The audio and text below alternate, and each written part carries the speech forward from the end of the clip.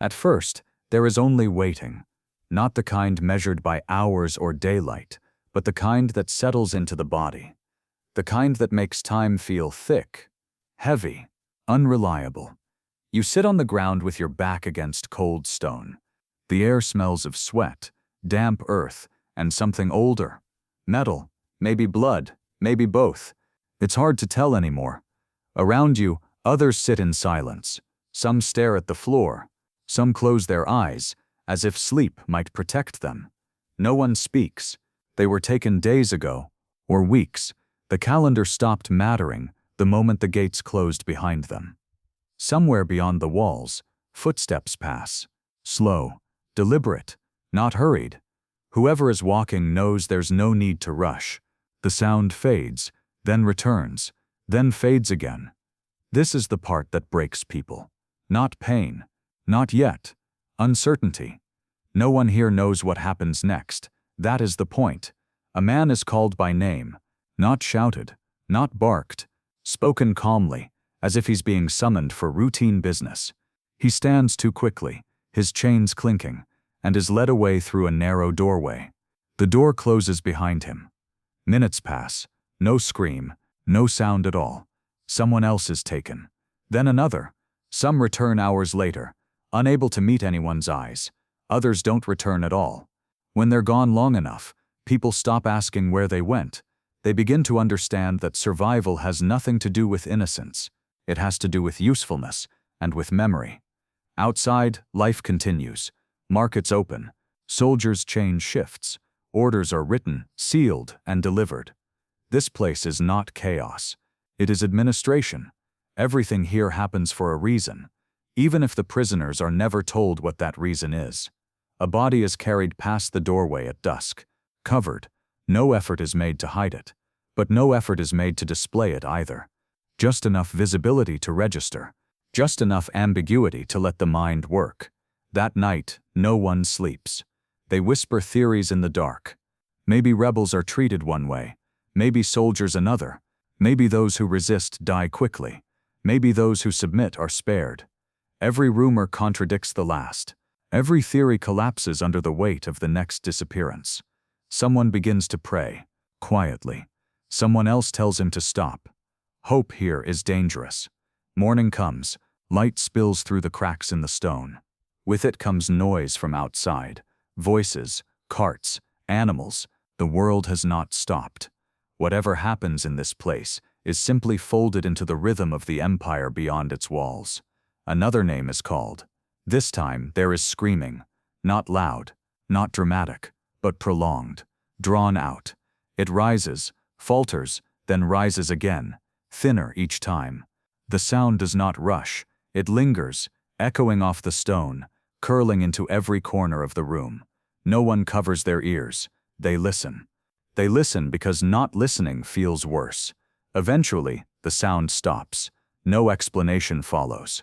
By the second day, people begin to understand something essential. Punishment here is not standardized. It is not predictable. It is not applied evenly. And that is why it works. Some are killed quickly. Some are not killed at all. Some are marked and released. Some are kept alive long enough to be seen. Others vanish so completely that even their absence becomes a warning. What matters is not what happens to you. What matters is what others believe could happen to them. Outside these walls, word travels faster than soldiers ever could. Villages whisper. Border towns hesitate. Armies slow their advance, not because they have seen the punishments themselves, but because they have heard fragments, half-stories, survivors who cannot finish sentences, faces that carry consequences long after wounds have healed. This is not cruelty for its own sake. It is language, a system that speaks through bodies, and it does not need to be loud to be understood. Long before banners are raised or armies assembled, the message has already moved ahead of them, carried by rumor, by memory, by fear. Long before resistance forms, it begins to dissolve. Inside the stone room, another name is called. No one looks up anymore. They already know. Under this empire, punishment is not simply about justice or revenge.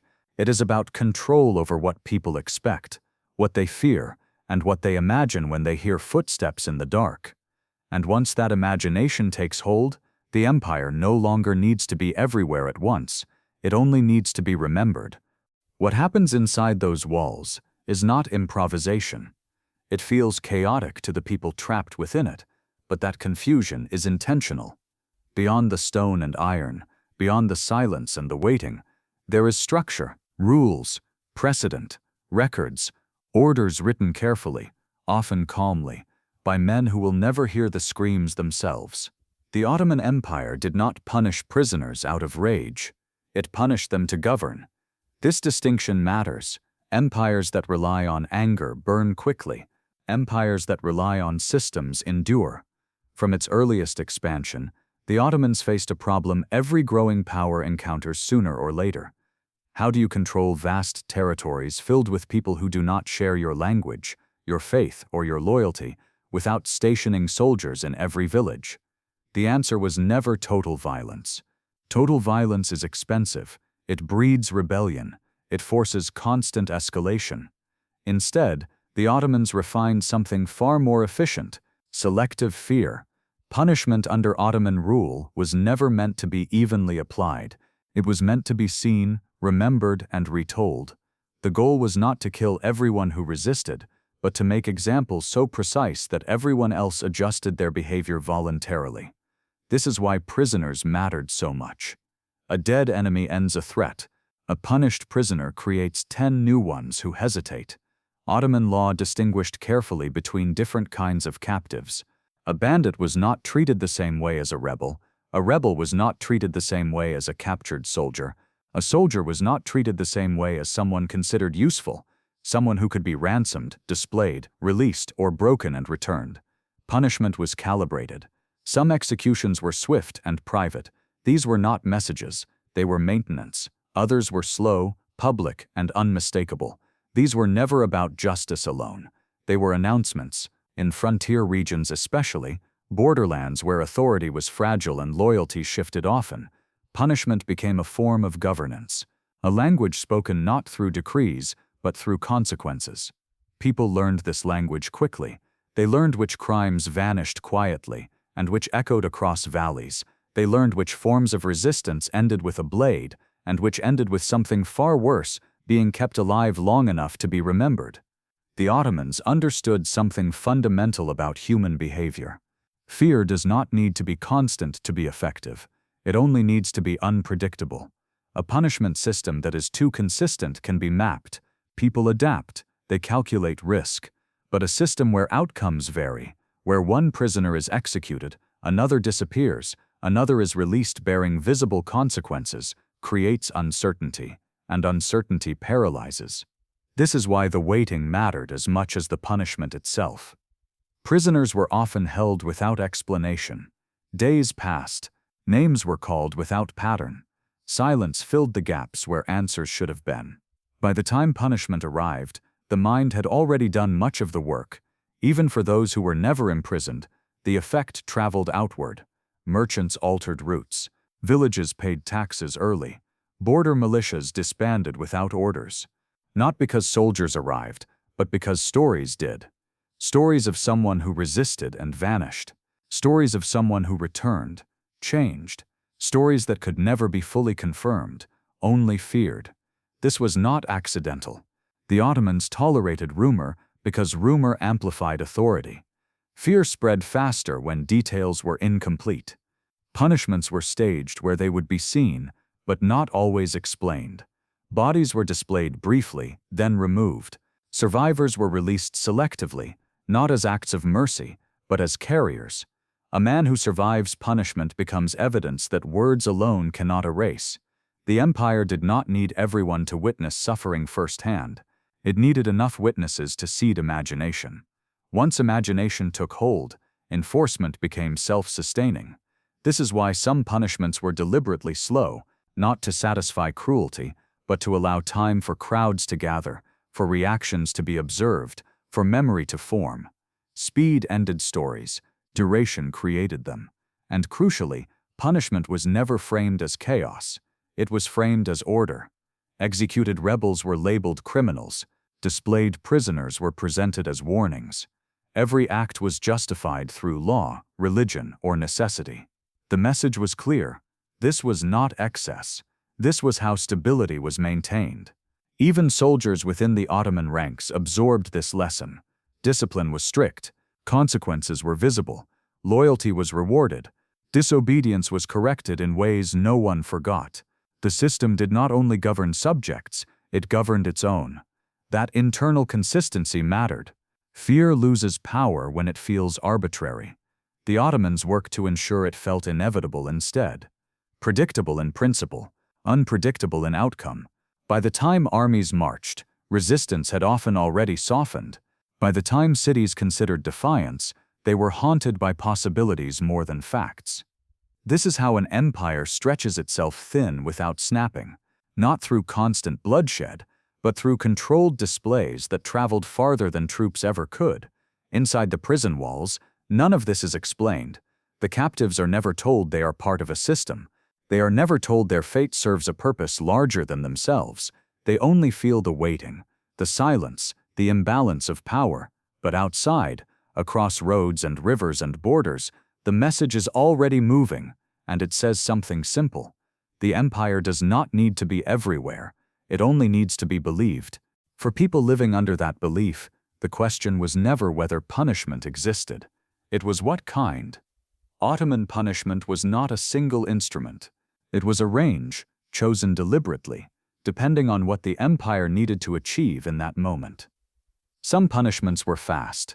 They ended a life quickly, quietly. These were not messages. They were administrative decisions, problems removed with minimal disturbance. But other punishments were chosen for a different reason. They were meant to take time. Not because cruelty demanded it, but because time itself carried meaning. A punishment that ends in an instant disappears with the body. A punishment that unfolds slowly creates witnesses, and witnesses create memory. The Ottomans understood that fear spreads most effectively when people are allowed to observe without being fully informed. When the outcome is visible, but the process is not explained. When certainty is withheld. This is why the most memorable punishments were used sparingly. Their rarity made them credible. Their duration made them unforgettable. People were never formally taught what to fear. They learned by watching patterns form and dissolve. A road avoided, a gate passed in silence, a crowd that gathered briefly, then dispersed without speaking. Punishment, in these cases, was not just an ending. It was instruction. Survivors became part of that design. Not as acts of mercy, but as evidence. They returned altered, reluctant to speak, unable to give clean explanations. Their silence did more work than testimony ever could. A man who refuses to describe what he endured invites others to imagine something worse. The empire did not need constant demonstrations. It needed selective ones, a limited number of visible acts, carefully placed, reshaped behavior, far beyond the sight of punishment itself. This is why punishment was tied to public spaces, roads, gates, squares, but never everywhere. The goal was not saturation, it was belief. Once that belief settled in, punishment no longer needed repetition. The memory lingered, the possibility remained, and possibility proved more powerful than enforcement. To those inside the system, none of this logic was visible. They felt only the waiting, the silence, the imbalance of power. But beyond the walls, along roads, across borders, through rumor, the design was already working. Punishment had become more than consequence. It had become instruction. Inside the system, numbers mattered, categories mattered, labels mattered. But to the people caught inside it, none of that was visible. They did not experience policy. They experienced erosion. For prisoners, the first thing to disappear was not hope, but identity. Names were replaced with descriptions. Occupations became accusations. A farmer became a suspected collaborator. A soldier became a potential threat. A villager became useful or expendable, often without ever knowing which one applied. Most never learned why they had been chosen. Captured soldiers expected death. Many had prepared themselves for it long before they were taken. What unsettled them was not execution, but delay. Days spent alive after capture, stripped of weapons, stripped of certainty, stripped of any clear sense of fate. Some were questioned briefly. Some were not questioned at all. Silence itself became a technique. When answers didn't come, the mind filled the gap with imagination. Civilians fared no better. In border regions, where raids, reprisals, and shifting loyalties blurred the line between enemy and subject, entire villages lived under constant suspicion. A man could be taken not for what he had done, but for what he might represent. A warning, a placeholder, a demonstration. Families were rarely told where their relatives had gone. Sometimes they learned through absence alone, a body not returned, a face never seen again. Other times they learned through return, because some prisoners did come back, and that in many ways was worse. Survivors returned altered, not always visibly, but unmistakably. They spoke less, they avoided questions, they flinched at routine sounds, they carried knowledge they could not articulate, only imply. People noticed.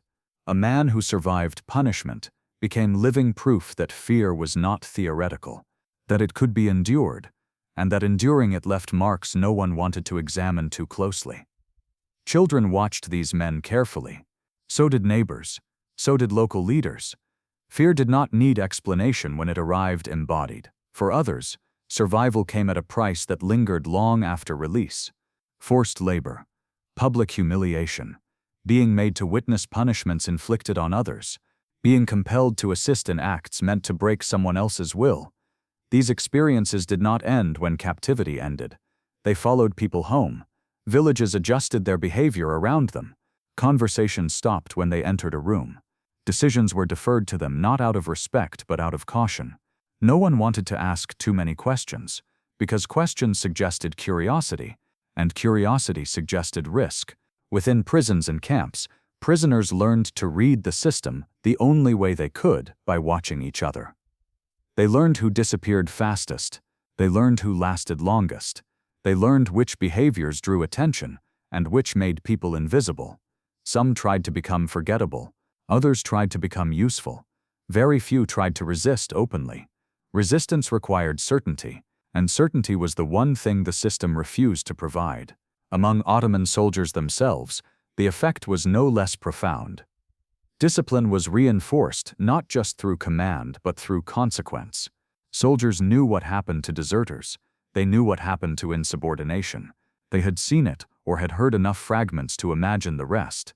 This knowledge did not produce loyalty born of devotion. It produced obedience born of calculation. And calculation for an empire was often enough. What made this system especially effective was that it did not rely on constant escalation. Most people inside the empire would never see its worst punishments firsthand.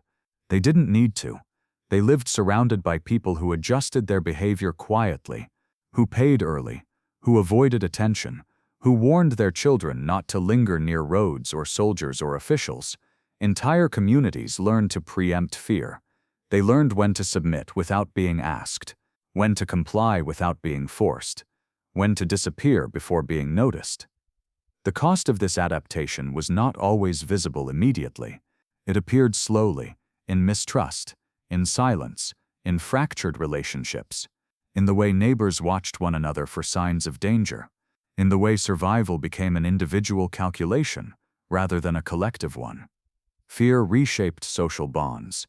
It rewarded caution over courage, isolation over solidarity, silence over speech, and because the system did not need to touch everyone to function, it left many people believing they were safe, as long as they stayed small, stayed quiet, stayed useful, until they weren't. That uncertainty, never knowing when the line might move, was its greatest strength.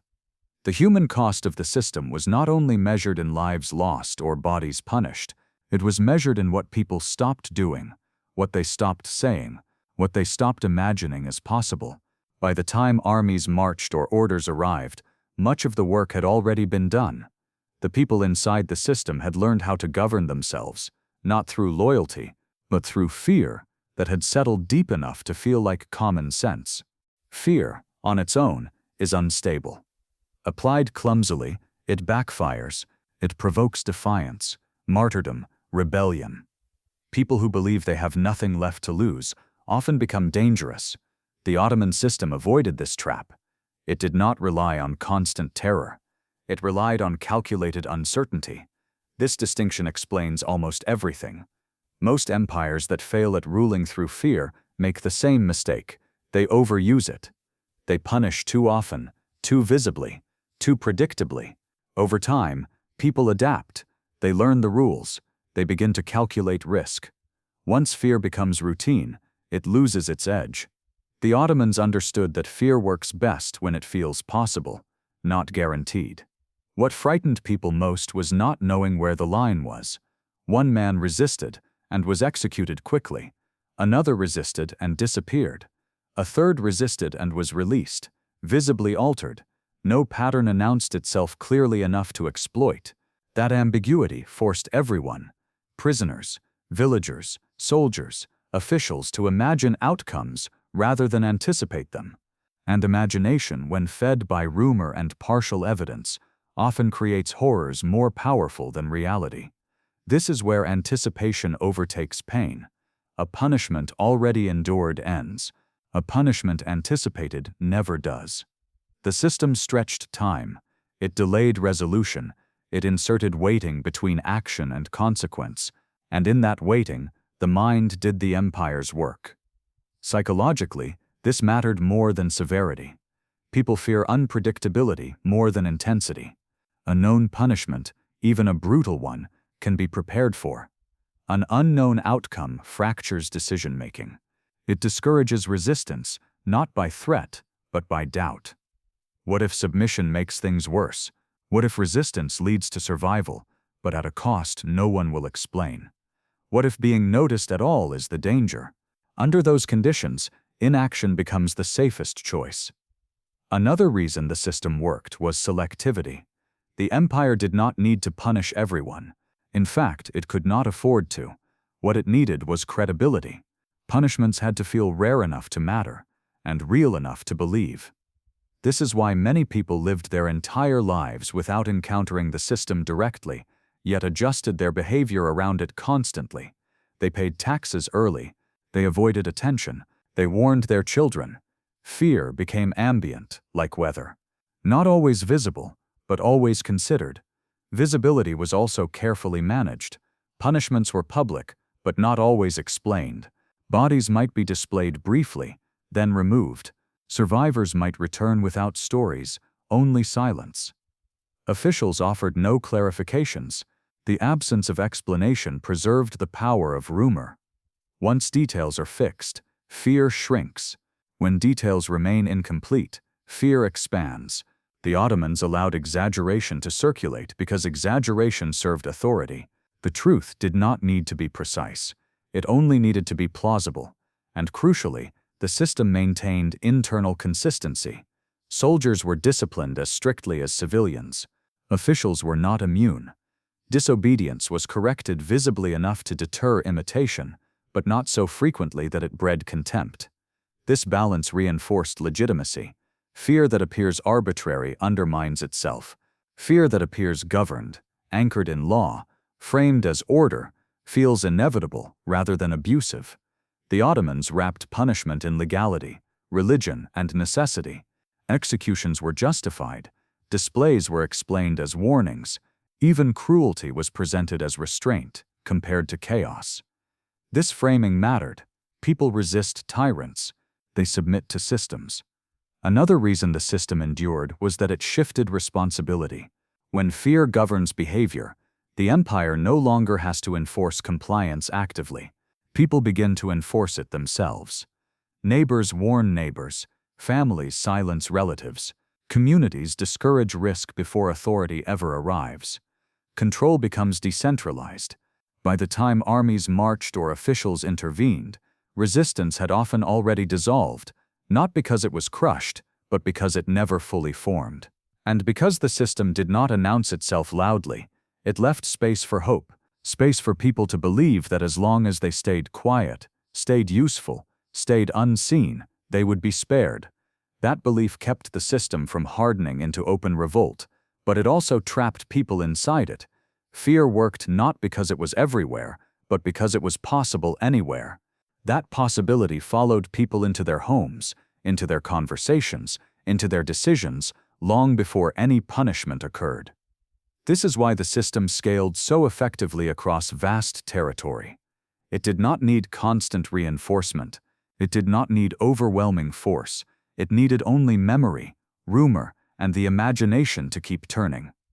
The empire ruled not just through what it did, but through what people believed it could do. And once that belief took root, the system no longer had to prove itself often. The effect of this system did not stop at the empire's borders. It reached people who had never seen an Ottoman prison, never witnessed a punishment firsthand, and never heard an official order delivered in the empire's name. It reached them anyway. Enemy soldiers learned quickly that entering Ottoman territory carried risks that could not be measured in numbers alone. Campaigns were planned with caution, not just because of terrain or supply, but because of reputation. What might happen if a patrol was captured? What might happen if a village resisted? What might happen if someone survived long enough to return? Veteran troops, men hardened by war, accustomed to violence, adjusted their behavior before contact was ever made, not because they expected death, but because they feared outcomes that could not be clearly predicted. An enemy killed in battle was finished. An enemy taken alive entered uncertainty. That distinction mattered. Commanders weighed these possibilities carefully. Marches slowed, raids became more calculated, border incursions were reconsidered. Not because the Ottoman army was everywhere, but because the consequences of miscalculation were believed to be disproportionate. Fear arrived before banners did. Rumors traveled along the same routes as trade and diplomacy. Soldiers heard fragments in taverns and camps, stories with missing details, accounts that stopped abruptly, warnings delivered without explanation. The lack of clarity made these stories more powerful, not less. A reputation built on uncertainty does not need confirmation. It only needs repetition. Even when exaggeration crept in, and it always did, it rarely weakened the effect. If anything, it sharpened it. The truth did not need to be exact. It needed only to be credible enough to shape decisions. Enemy forces learned to treat capture as a risk worse than death. This shifted battlefield behavior. Surrenders were delayed, retreats were prioritized, engagements were avoided when outcomes felt unclear. The system altered strategy without direct confrontation. In this way, punishment became a deterrent that extended beyond prisoners and civilians. It influenced military planning itself. It changed how enemies thought about movement, resistance, and retreat. This is why the system did not rely on constant enforcement. Its power lay in anticipation. An army that hesitates has already been weakened. A commander who factors fear into planning has already conceded ground. The Ottomans did not need to defeat every enemy force outright. They needed only to shape the environment in which decisions were made. Fear became part of the terrain. By the time opposing armies crossed borders, many had already internalized the risk, not of defeat, but of survival, under conditions they could not control or fully understand. This is what it meant to terrify even enemies, not through spectacle alone, but through reputation that arrived first, lingered longest, and made itself felt long before the first blow was struck. By the time armies crossed borders, the system had already done its work. Fear had moved faster than soldiers ever could. Belief had become its own form of control. For centuries, much of this system has been flattened by memory. In popular history, Ottoman punishment is often reduced to extremes, either exaggerated into caricature or smoothed into silence. Western accounts emphasized horror without context. Ottoman records emphasized law without consequence. Between the two, something essential was lost, not whether brutality happened, but how it functioned. European observers, especially those writing from the empire's borders, described punishments in lurid detail. Their accounts traveled far, translated and reprinted, fueling fear well beyond Ottoman territory. These writers had motives, political, religious, economic, and exaggeration was part of their trade. But exaggeration does not work unless it rests on something real. At the same time, Ottoman administrative records told a different story. They spoke in the language of order, decrees, classifications, legal justifications. Punishment appeared as procedure. Suffering was implied, not described. Victims became entries. Consequences became paperwork. Both perspectives obscured the same truth. The system was neither random savagery nor clean bureaucracy. It was a calibrated machine that relied on visibility just as much as silence. Modern history struggles with this middle ground. It is uncomfortable to acknowledge that an empire could be both sophisticated and terrifying. That stability could be maintained not despite cruelty, but through its careful management. That fear, when structured and restrained, could outperform constant violence. So the story is often softened. Punishments become harsh laws. Displays become deterrents. Silence fills the gaps where human experience should be. And when brutality is mentioned, it is often isolated, treated as an exception rather than a feature. A bad official, a cruel governor, an unfortunate episode. But systems do not persist for centuries by accident. They persist because they work. The Ottomans did not invent fear. They refined its use. They learned when to apply it, when to withhold it, and when to let imagination do the work instead. They understood that power does not need constant demonstration. It needs credibility. This is why survivors matter so much in the historical record. Not because they tell clear stories. They rarely do, but because their silence speaks volumes. Because fear that cannot be easily articulated lingers longer than fear that can be described. When punishment leaves people unable to explain what happened to them, it becomes contagious. It resists containment. It seeps into rumor, into warning, into memory, and memory outlives empires. Long after borders shift and rulers fall, the habits formed under fear remain. People continue to self-censor. Communities continue to avoid risk. Authority continues to feel distant and absolute, even when it no longer is. This is the quiet legacy of systems like this one.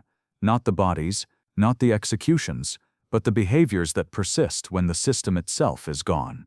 The Ottoman Empire did not rule through constant terror. It ruled through credible terror. It did not need to punish everyone. It did not need to be everywhere. It needed only to be believed. Punishment was not the goal. Punishment was the signal.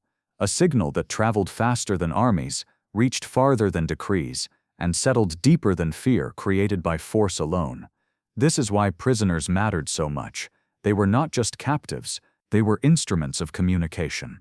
Through them, the empire spoke to villages, to borders, to enemies who never set foot inside its walls. And what it said was simple enough to survive translation, exaggeration, and time. Resistance has a cost. Silence is safer. For generations, that message worked. But fear always demands maintenance. It must be renewed, recalibrated, reapplied, and each time it is used, it narrows the space for loyalty, trust, and legitimacy. Empires built on fear do not collapse all at once. They hollow out. They leave behind obedience without belief, order without attachment, stability without resilience. When such systems finally fail, they often do so quietly, not in rebellion, but in erosion. What remains is not just a historical lesson about the Ottomans. It is a reminder about power itself, that fear, when carefully applied, can rule vast territories, that it can succeed where armies fail, and that the cost of such success is rarely paid all at once, but slowly, by everyone who learns to live smaller in its shadow. The empire no longer needs to exist for that lesson to endure. It only needs to be remembered.